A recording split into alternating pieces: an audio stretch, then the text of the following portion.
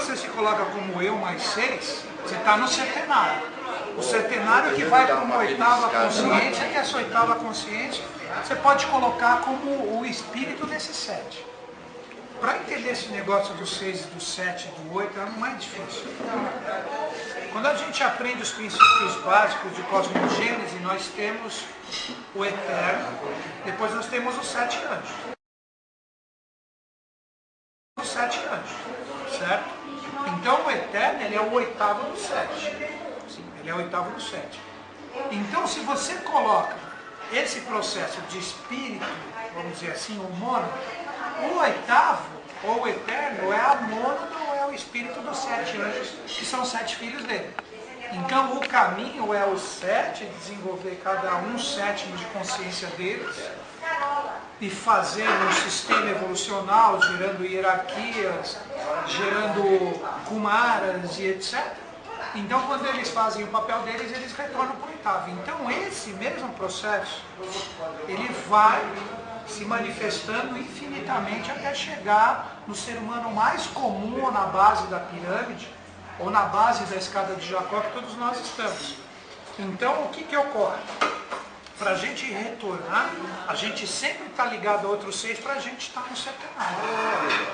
Isso não tem como. Isso não tem como. E quando esses 7, cada qual faz a sua função, eles retornam para um oitavo que você pode chamar que é a mônada do 7. Mas como até chegar nessa parte superior aqui, você tem que entender que você vai ter que passar degrau por degrau hierarquicamente. Então, como ela colocou, eu peguei mais ou menos, você dilui a mônada ou você sobe ou desce. Então você tem que entender o seguinte, você dilui no sentido de ter adquirido experiência desses 7 para chegar no oitavo. Aí quando você chegar nesse oitavo, você vai ver que esse oitavo tem outros 6 que ele está ligado para chegar nesse outro oitavo.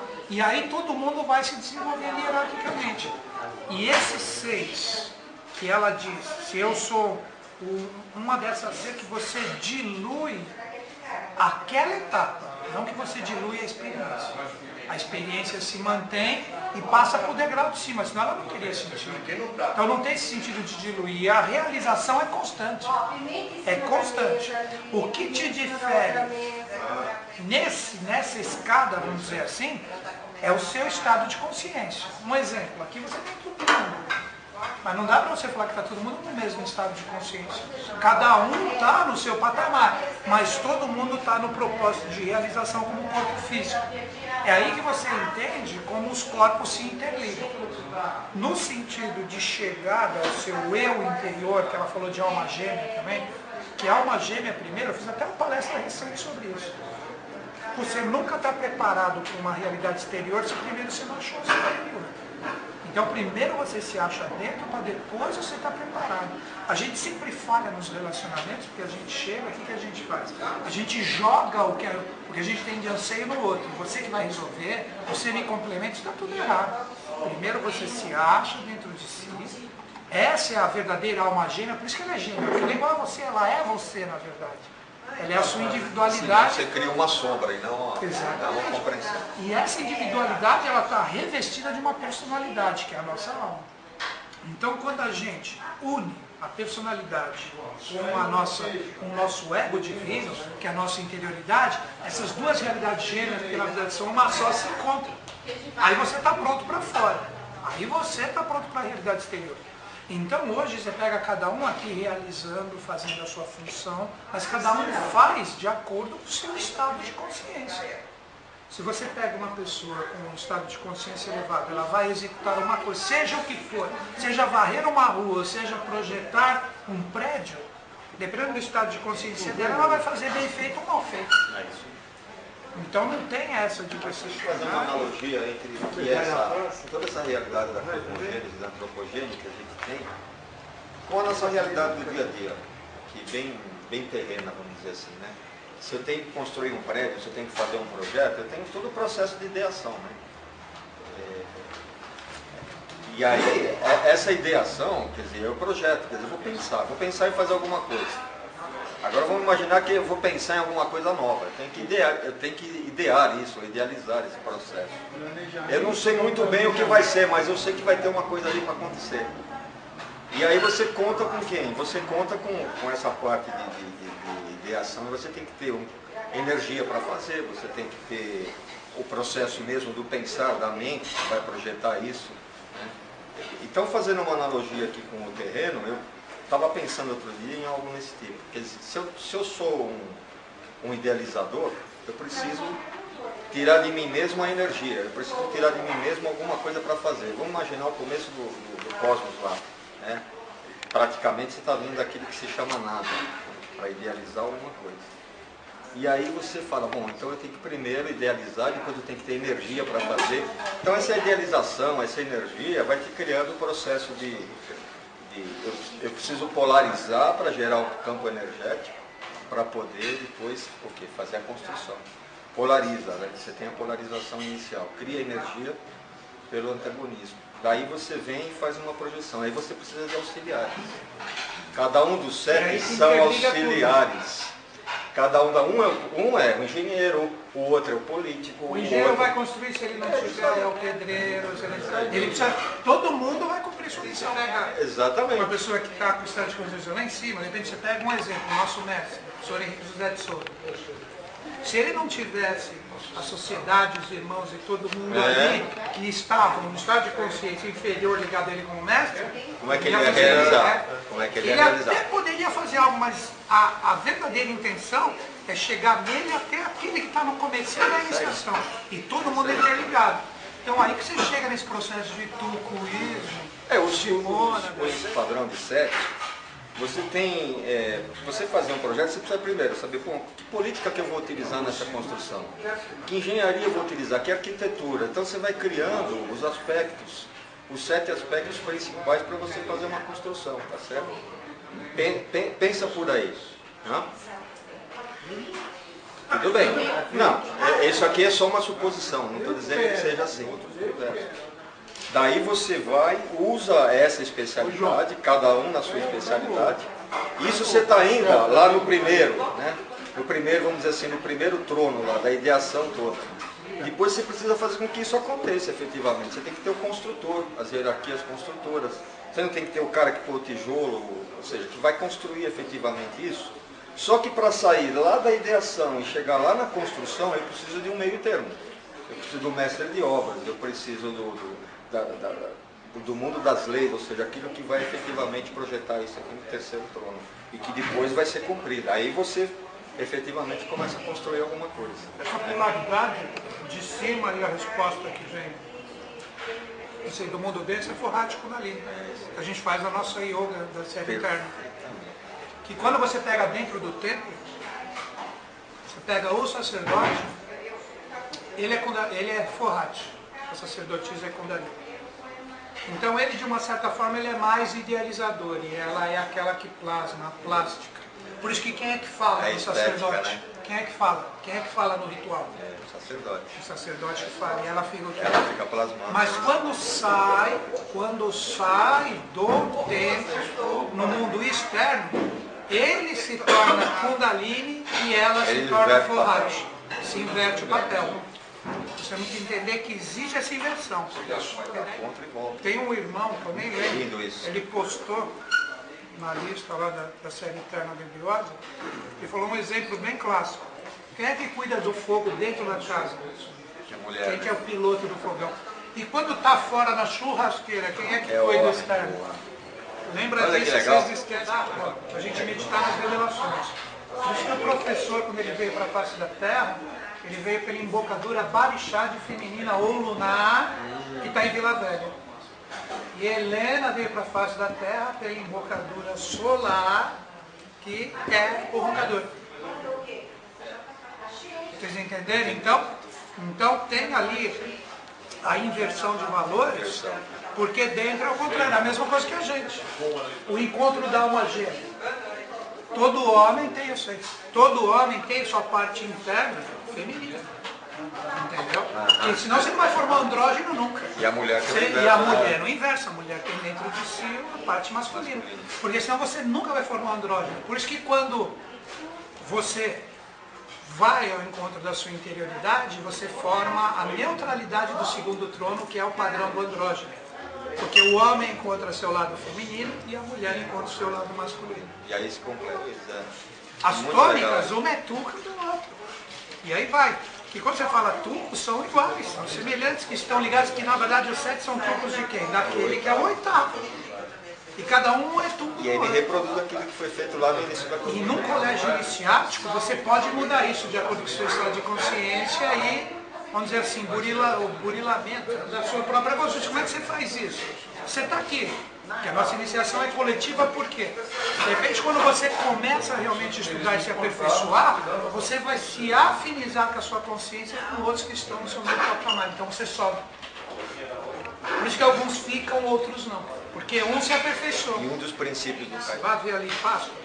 Tem 2 revelações. Páscoa é legal. Tem uma sobre a deusa Ostara, tá ligado aos ritos escandinavos, anglo-saxões, que Ostara vem do Easter, que é a Páscoa, que você fala em inglês.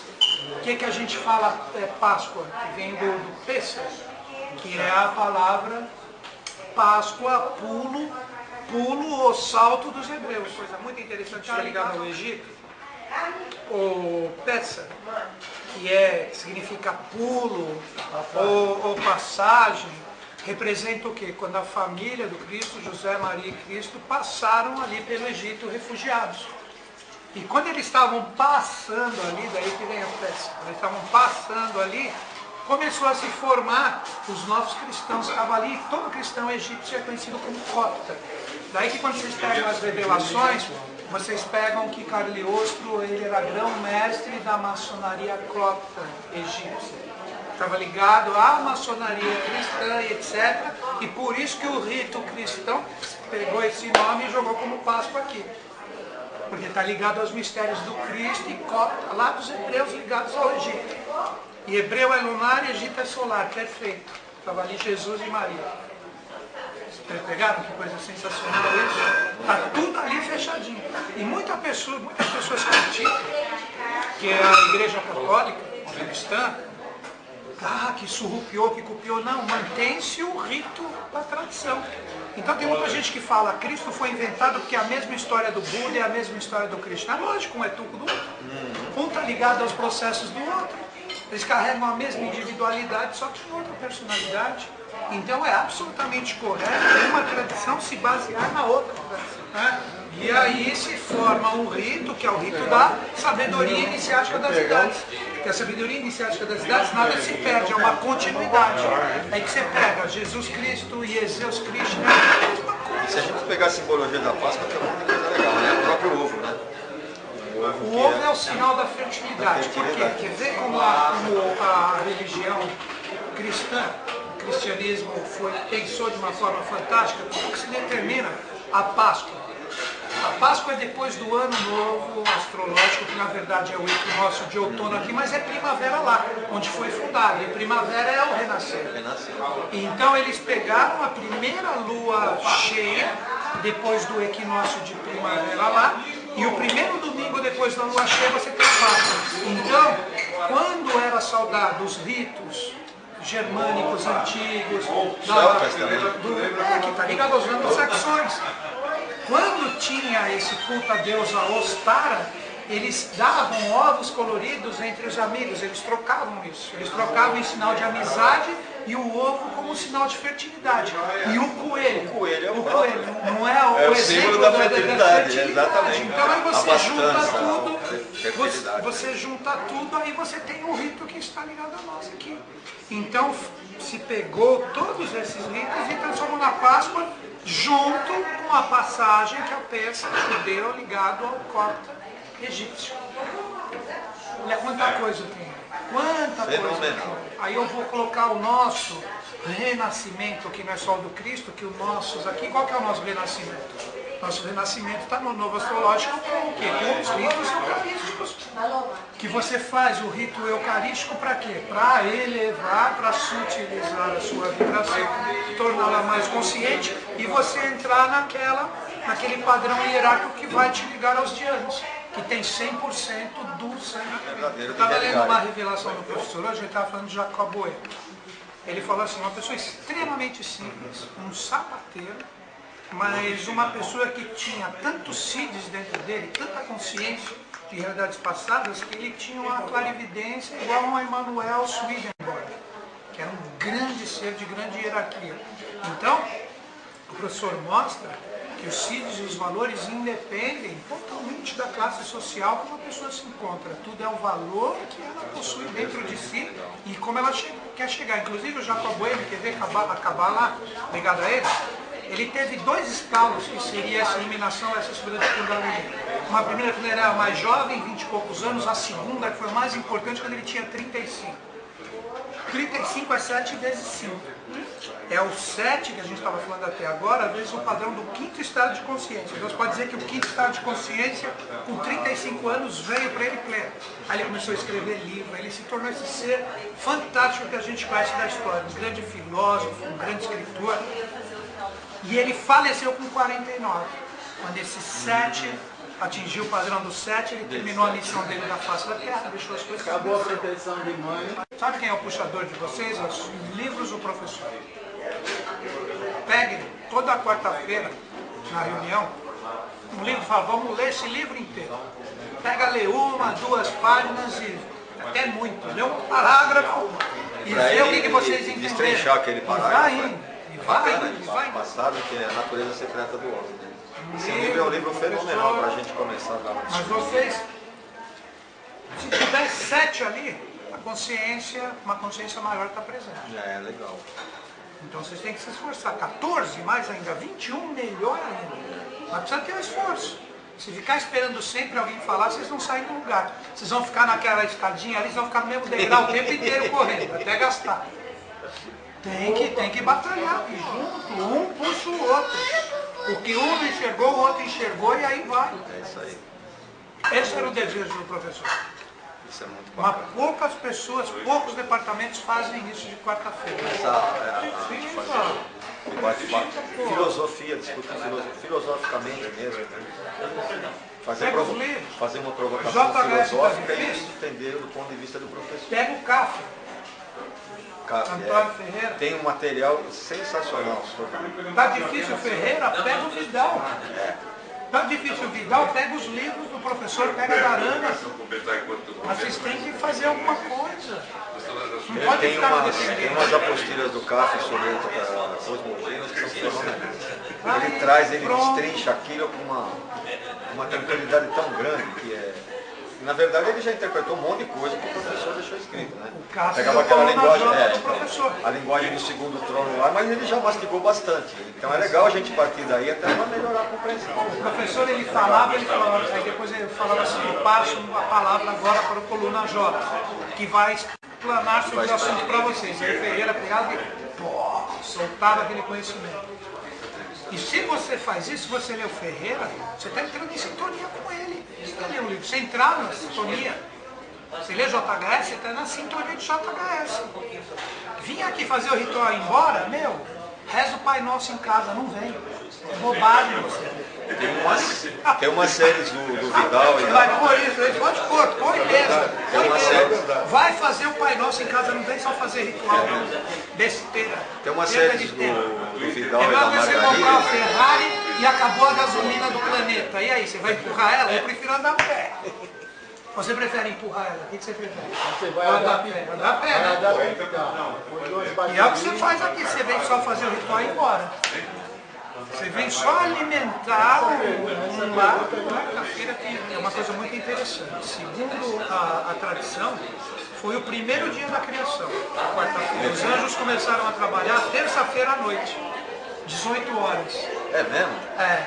Eles começaram a trabalhar às 18 horas da terça-feira e foi colocado as dignidades planetárias conforme a distância do planeta em relação ao Sol. Então às 18 horas trabalhou Saturno, os anjos de Saturno, que no caso é Cassiel. Vou ficar fazendo as correlações.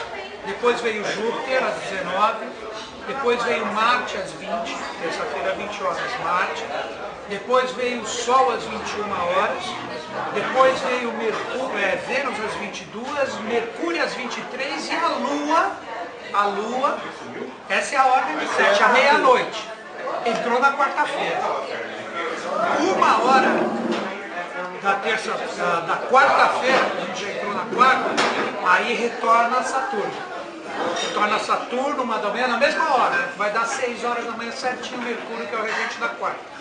1 hora Saturno, 2 horas da manhã volta a energia para Júpiter, 3 da manhã Marte, 4 horas Sol, 5 horas Vênus, 6 horas Mercúrio. Se vocês fizerem essa sequência certinho, vocês vão ver que na quinta-feira vai dar Júpiter, 6 horas da manhã. Sexta-feira vai, 6 horas da manhã, vai dar Vênus. 6 horas do sábado vai dar...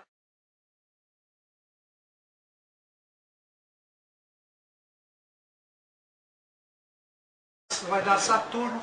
Então os anos começaram, são os dias da semana, martedì, miércoles, venerdì, barará.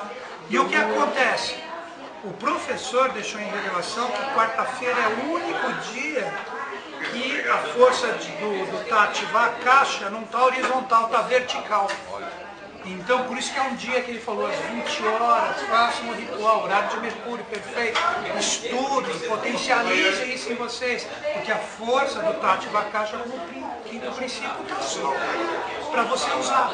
Então, em vez de assistir Big Brother, jogo, revelação, vamos, sabe, trabalhar isso. Vocês não podem ficar, de repente, criar uma dependência em cima de mim, isso é errado. Em cima do vampirizar o outro, não. Vocês têm que ser um grupo e cada um dá a sua opinião, a sua forma. Se vocês fizessem isso, olha, não estou falando nem toda quarta-feira, mas pelo menos duas por mês, vocês iam ver no final de um ano quanto vocês teriam de conhecimento de hora. O quanto vocês estariam preparados para fazer palestra, para falar, seja o que for. Vocês seriam templos vivos como Você está me dando uma ideia aqui.